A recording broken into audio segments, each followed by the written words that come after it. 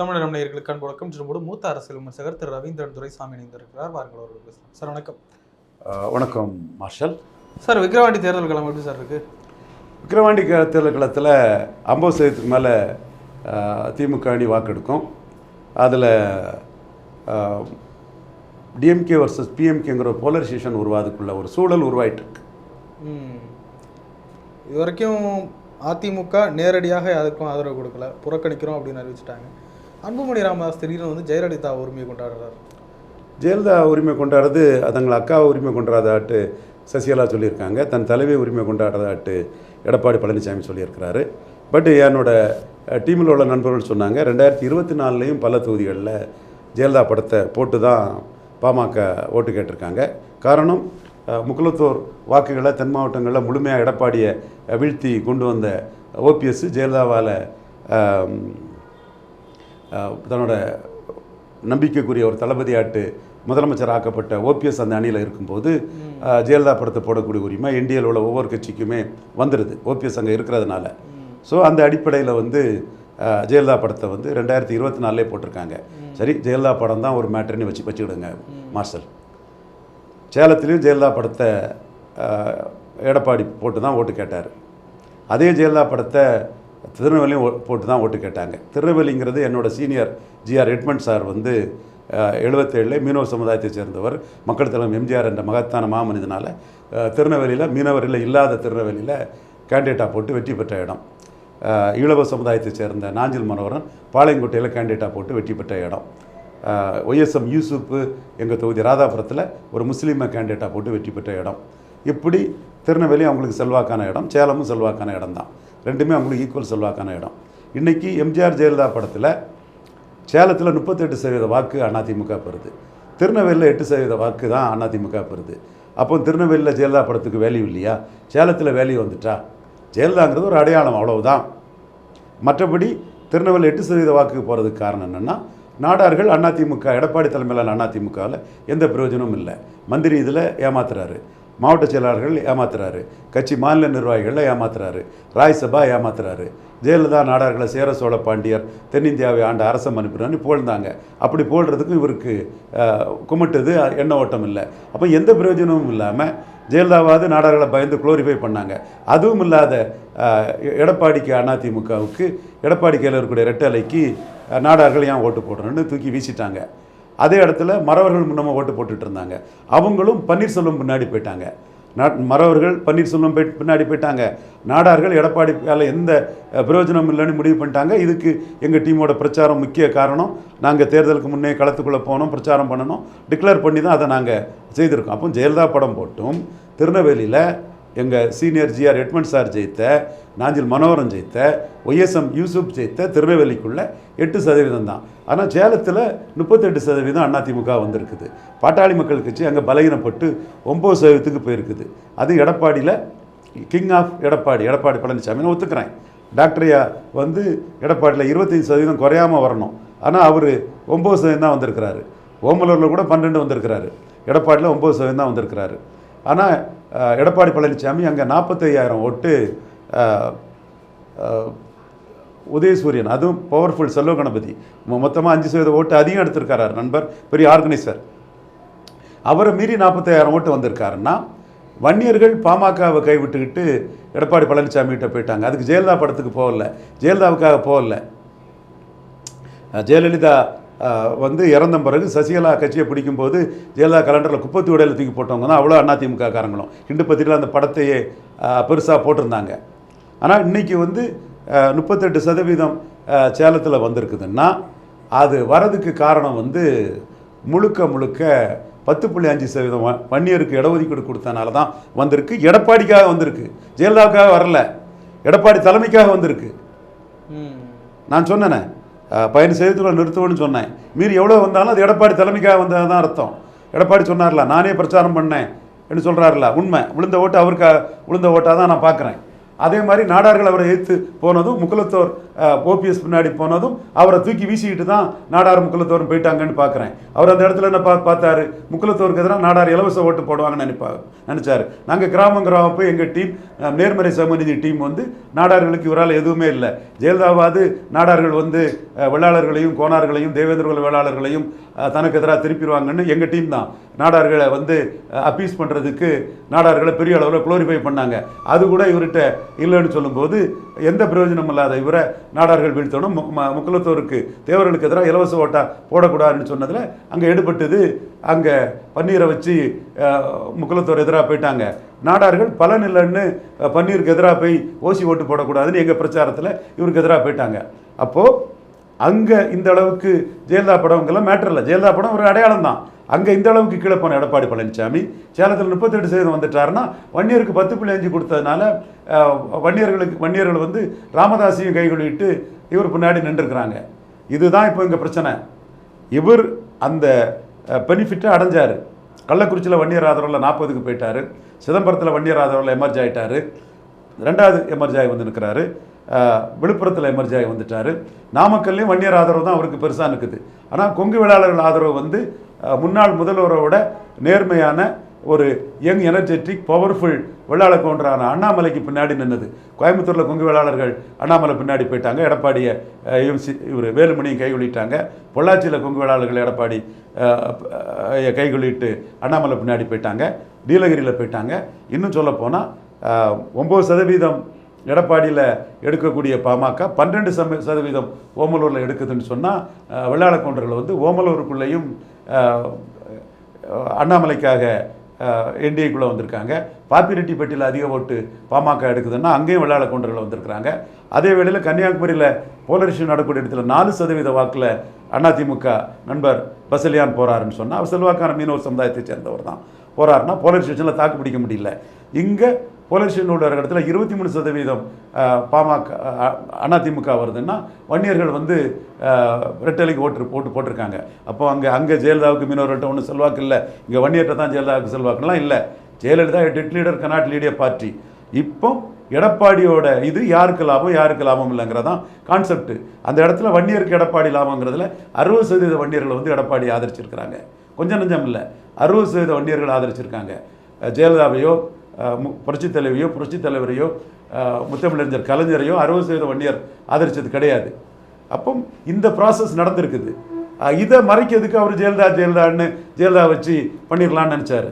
2021 19க்கு பிறகு ஜெயலலிதாவுக்கு தோல்வி கிடையாது, ஜெயலலிதாவுக்கு சின்னம் ரெட்டலைன்னு சொல்லி தான் வேலுமணி சில பிராண்டிங் பண்ணி நம்மளோட சஜஷன்ஸ் இருந்து அதுக்குள்ளே பண்ணி எடுத்து அவங்க அந்த வெற்றியை பெற்றாங்க.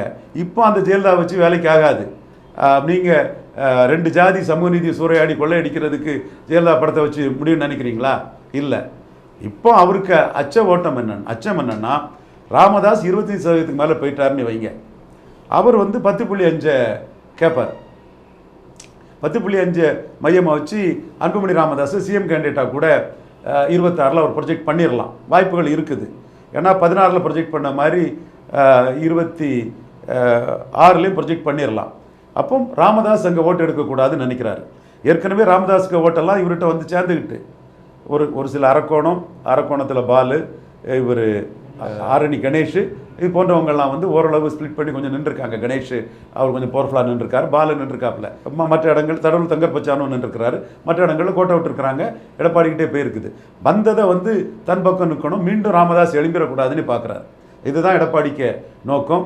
இதில் ஊடகத்தில் சொல்லிட்டு இருக்கிற மாதிரி நாளைக்கு கூட்டணி இதெல்லாம் கிடையவே கிடையாது. இப்போ இந்த புள்ளிக்குள்ளே ஓடுது. எடப்பாடியும் ரொம்ப ஸ்ரூடான நுணுக்கமான பல துல்லியமான விவரங்களை தெரிஞ்ச கிரவுண்ட் ரோல் பொலிட்டிஷியன். டாக்டர் ஐயாவும் நுணுக்கமான விவரமான வில்போர் உள்ள பொலிட்டிஷியன். எடப்பாடிக்கு டாக்டர் ஐயாவுக்கு வில்போர் இல்லை. அதனால அவர் வில்போரோட உள்ளே வாராரு, நம்மளை 3வது தள்ளிடுவாருன்னு எடப்பாடி களத்தை விட்டு விளையிட்டார். டாக்டர் ஐயாவுக்கு வில்போர் எடப்பாடிக்கு இல்லாதனால தான் களத்தை விட்டு விலகி ஓடிட்டார். புரியுதில்ல டாக்டர் ஐயாவுக்கு வில்போர் என்னன்னு? அவர் எப்படி வந்தார்? தானே எழும்பி வந்தவர் டாக்டர் ஐயா. நீங்கள் சொல்ல வேண்டியதில்லை சசிகலா அம்மையார். அப்போ உங்களுக்கு அந்த வில்போர் எங்கே இருக்கும்? டாக்டர் ஐயாவுக்கு வில்போர் எப்படி எடப்பாடி பழனிசாமிகிட்ட இருக்கும்? அதனால் எங்கள் ஐயாவுக்குள்ள வில்போர் இல்லாதனால தான் இவர் அந்த இடத்த விட்டு ஓடி போயிட்டார். இப்போ ஐயா பலகீனம் அடைஞ்சிருக்காரு. நான் மறுக்க வரல, நான் கால் ஸ்பேட் எஸ் ஸ்பேட் டாக்டர் ஐயா பலகீனம் அடைஞ்சிருக்காரு. அதனால தான் என்னோட அந்த இதிலே கிரைசிஸில் இருக்கிறாரு டாக்டர் ஐயாங்கிற வார்த்தையை நானே சொல்லியிருந்தேன். பட் வில்போரோட களத்தில் வந்துட்டார். அவர் வந்து இங்கே 25க்கு மேலே ஏறிட்டாருன்னா 10.5 மையமாக வச்சு அன்புமணியை சிஎம் கேண்டிடேட்டாக ப்ரொமோட் பண்ணதுக்கு வாய்ப்பு இருக்குது. அப்படி ஒரு சூழ்நிலை அவர் எடுத்தாருன்னா அந்த இடத்துல ஸ்டாலின் தெளிவாக நிற்கிறாரு. கலைஞர் மாதிரி வன்னியர் ஃபோர்ஸுக்கு பயந்து நிற்கல. ஸ்டாலின் வந்து தெளிவாக நிதானமாக அது மாதிரி ராமதாஸை இரிட்டேட்டும் பண்ணலை, பெருமையாக பொழுந்துக்கிட்டு காரியத்தில் ரொம்ப ஜம்முன்னு பக்காவாக நிற்கிறாரு. அரசியல் எப்படி வரும்? ராமதாஸ் வர்சஸ் ஸ்டாலின்னு வரும். அப்போ எடப்பாடிக்கு ரோல் என்ன? 10.5 கொடுத்தது சரியும் பாரா தப்பும் பாரா? ஒன்றுமே சொல்ல முடியாது.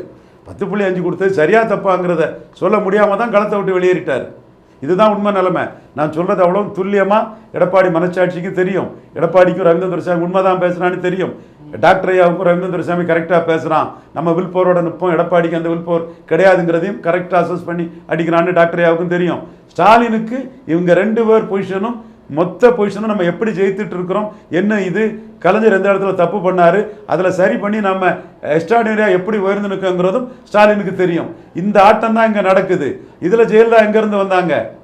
இவர் ஜெயலலிதா சொன்னதும் உடனே சசிகலா மேரும் சொல்கிறாரு, பன்னீர்செல்வம் சொல்லலை. ஏன்னா பன்னீர்செல்வம் இந்த அணியில் இருக்கனால தான் ஜெயலலிதா படத்தை போடக்கூடிய உரிமையே பாமகவுக்கு வருது. 24 மக்களவையிலும் போட்டாங்கிறது தான் உண்மை.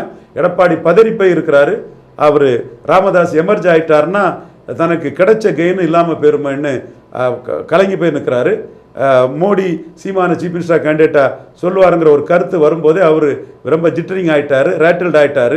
உண்மையிலே அது நடந்ததுன்னா அது வந்து தென் மாவட்டங்களில் ஃபுல்லாக ஒற்றை இலக்கத்தில் போயிடுவார், டெல்டாவில் ஒற்றை இலக்கத்தில் போயிடுவார், சிட்டியில் மோசம் போயிடுவார், 120 தொகுதியில் அவர் படு மோசமாக போயிடுவாருங்கிறது எடப்பாடி பழனிசாமிக்கு மனச்சாட்சிக்கு தெரியுது. அதனால் ஒரு ஆதரவாளர்களை பிடிச்சி எடுத்து அதற்கு எதிரான பிரச்சாரங்களை பண்ணிகிட்டு இருக்கிறாரு. அதைத்தான் செய்வார்.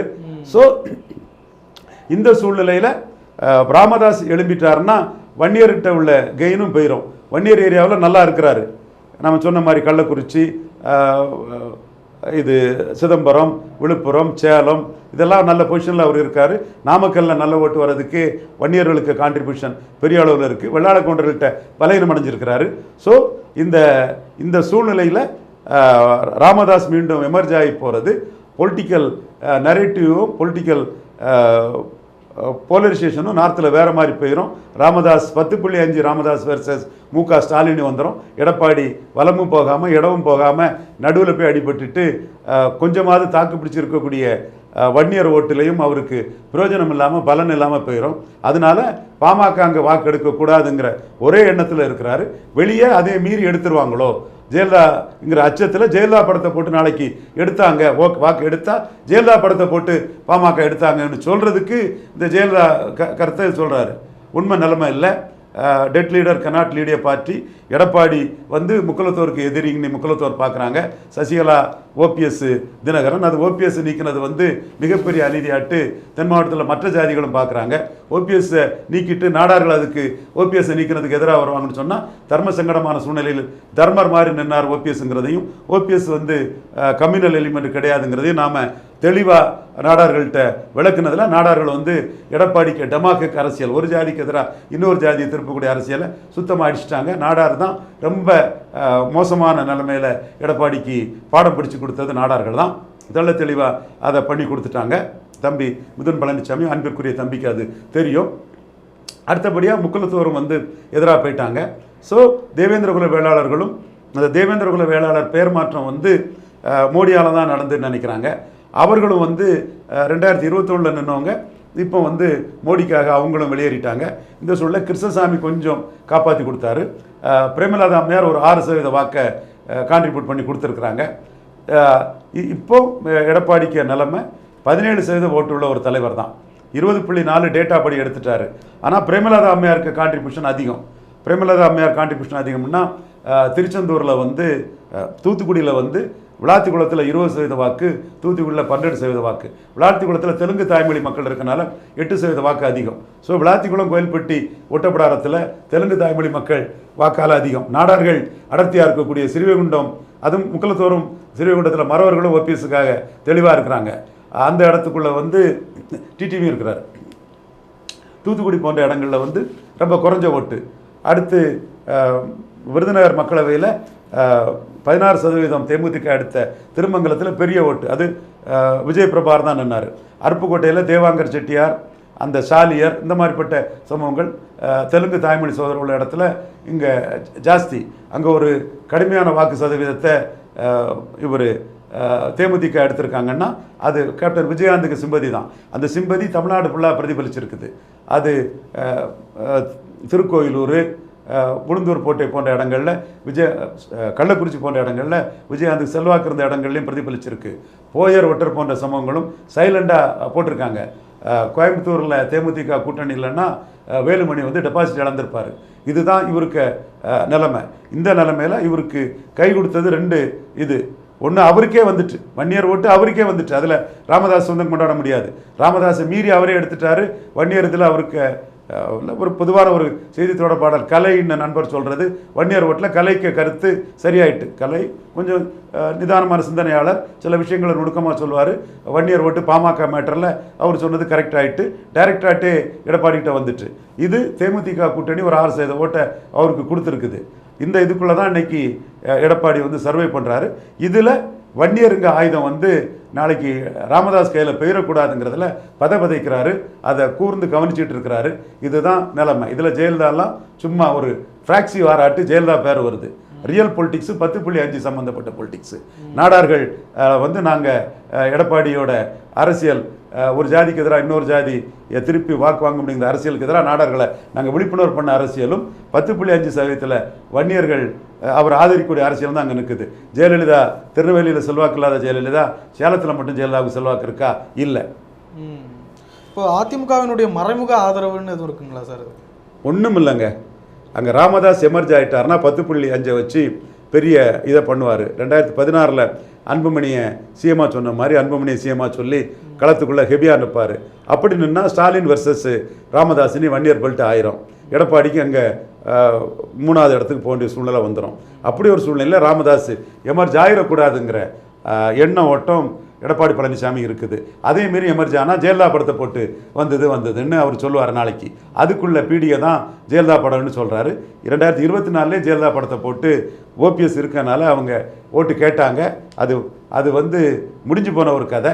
அதை சொல்கிறதுக்கு காரணம் எழும்பிற்று வன்னியர்களுக்கு தலைவராக மீண்டும் நாம் 10.5 நம்மக்கிட்ட வந்ததை மீண்டும் அவர் எடுத்துகிட்டு போயிடக்கூடாதுங்கிற அச்ச உணர்வு தான் காரணம். ஏன்னா நானே சொன்னேன், ராமதாஸ் வீழ்ந்தார்னா வன்னியர்களை வீழ்த்திடுவாங்க. அதனால டாக்டர் ஐயா பின்னாடி நிற்கிறது தான் வன்னியர் சமுதாயத்துக்கு நல்லதுங்கிறத போட்டேன். என்னோட மாவட்ட செயலாளர், நானா மாவட்ட செயலாளராக பாமகவில் உருவாக்கின ஐசிஎஸ் மிஸ்ஸா வந்து ராமதாஸ் லயலிஸ்ட்டு நன்றின்னு பதிவு போட்டிருந்தான். ஆக்சுவலாக அந்த பதிவு வந்த பிறகு தான் இப்போ பெண்ணகர மாதிரி 3வது தள்ளிட்டா என்னன்னு எடப்பாடி களத்தை விட்டு ஒதுங்கிட்டாருங்கிறது தான் 100% உண்மை. சீமான் வந்து அதிமுக கிட்ட ஆதரவு கேட்குறாரு. அடுத்த கொஞ்ச நாட்கள்லேயே இவர் அன்புமணி இப்படி உரிமை கொண்டாடுறாரு. அதாவது களத்துக்குள்ளே 35% வாக்கு இல்லை. அதனால டெம்பரரியாக கன்ஷிராம் பாணி ஸ்ட்ராட்டஜியில் எல்லாரும் அதை எதிர்பார்க்க தான் செய்வாங்க. சீமானுடைய அந்த ஸ்ட்ராட்டஜி சரியா? அதிமுக கடந்த காலங்களில் விமர்சிச்சுட்டு திமுக, அதிமுக, பாஜக, காங்கிரஸ் 4 கட்சி கூட ஒருபோதும் கூட்டணி இல்லைன்னு சொல்லிட்டு டெம்பரரியாக தான் அதை கேட்டிருக்காரு. களத்துக்குள்ளே வேலுப்பிள்ளை பிரபாகரனோட பீகத்தில் தான் அதை பண்ணியிருக்கா நான் பார்க்குறேன். இது வந்து நிரந்தரமானதில்லை. தான் சீஃப் மினிஸ்டருங்கிறத சொல்லிட்டாரு. அவருக்கு தெரியும் எடப்பாடியோட கட்சியில் ஜெயலலிதா மறைவுக்கு பிறகு வெள்ளாள கவுண்டர் ஆதிக்கம், வன்னியர் ஆதிக்கத்தை விரும்பாத ஜெயலலிதாவை ஏற்றுக்கிட்ட பறையர்கள், செங்குந்தர்கள், கொங்கு நாடார்கள் இவங்க தான் சீமான் முன்னாடி நிற்கிறாங்க. இவங்க எடப்பாடிக்கு எதிராக தான் ஜெயலலிதாவை ஏற்றுக்கிட்டவங்க எடப்பாடியை ஏற்றுக்கிடாமல் தான் வந்திருக்காங்கங்கிறது சீமானுக்கு மிக நன்றாகவே தெரியும். ஏன்னா அந்த வாக்கின் தன்மை சீமான ஹீரோவை பார்த்து சீமானுக்குன்னு வரக்கூடிய வாக்கு தானே அவருக்கு தெரியும். பட் இந்த இதில் அதிமுக களத்துக்குள்ளே இல்லாததுனால அவர் வந்து அதிமுக ஆதரவு கிடைச்சா உயர முடியும்னு நினைக்கிறாரு. என்னோட பார்வை அங்கே போலரைசேஷனை நோக்கி போயிட்டு பிஎம்கே ஆன்டி பிஎம்கே அந்த இதை நோக்கி போகிறது மாதிரி தெரியுது.